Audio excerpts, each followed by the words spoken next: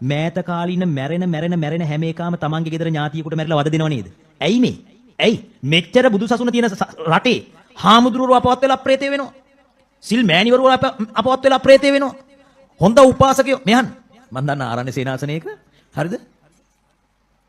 දානේ සංවිධානය කරපු අවුරුදු 63ක් දානේ සංවිධානය කරපු සංවිධායක තාත්තගේ දුව තාත්තා වෙයිලා මැරිලා පෙරේත වෙලා තාත්තා වෙයිලා. මොකද්ද හේතුව? තාත්තා වයෝවෘද වුණා. අංශභාගේ හැදුනා. ගෙදරට වෙලා හිටියා. බෑනට කිව්වා පුතේ ආරණ්‍යට දානේ අරගෙන ඵලයන්. පුතා ආරණ්‍යට දානේ අරගෙන ගියේ නෑ. ආරණ්‍යේ දානේ නැවැත්තුවා. ගෙදර ළඟ තියෙන පන්සලට දානේ දුන්නා. ඒ කියන්නේ මොකද්ද?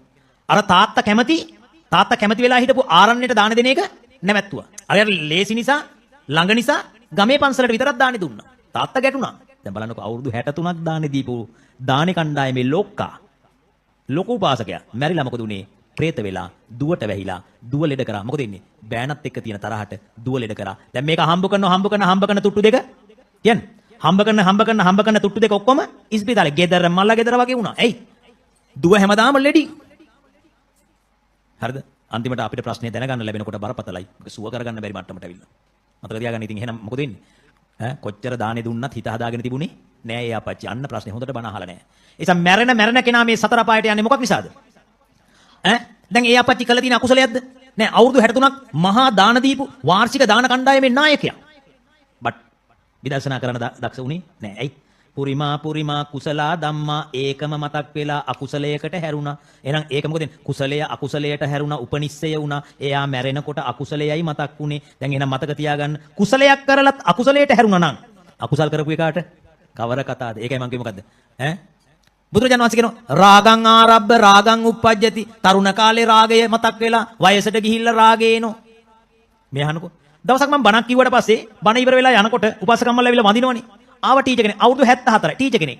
මේක ළඟට ඇවිල්ලා කියනවා ගෞරවනීය ස්වාමින් වහන්සේ කට්ටියම යනකම් හිටියේ මට ප්‍රශ්න අහන්න බෑ ලැජ්ජයි. මොකද්ද? නෑ ස්වාමින් වහන්සේ මම තරුණ කාලේ කරපු දෙයක් මට නිතර මගේ හිතට වද දෙනවා. ස්වාමින් වහන්සේ මේක අමතක කරගන්න.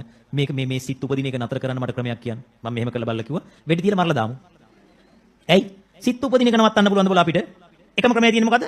මරලා දාන්න ඕන. මං කිව්වා අම්මා මෙච්චරයි වැඩේ. සිත් උපදින එක නවත්තන්න බෑ. උපදින සිත මගේ කරගන්න එපා. උපදින සිත මොකද? දැන් පුරිමා අකුසලා ධම්මා මේක ඉස්කෝලේ යන කාලේ කොල්ලෙක් එක්ක යාළු වෙලා මොකක් හරි උට්ටප්පරයක් වෙලා. දැන් ඒක මතක් වෙනවා. මතක් වුණාට පස්සේ මොකද කරන්න ඕන? දැන් මෙයාට මොකද්ද වෙලා තියෙන්නේ? පශ්චත්තාපය, කුක්කුච්චය. ඒ කියන්නේ පෙර කරපු අකුසලය කෙරෙහි පසුව තැවෙනවා. අපිටත් වෙන්න පුළුවන්ද බැරිද?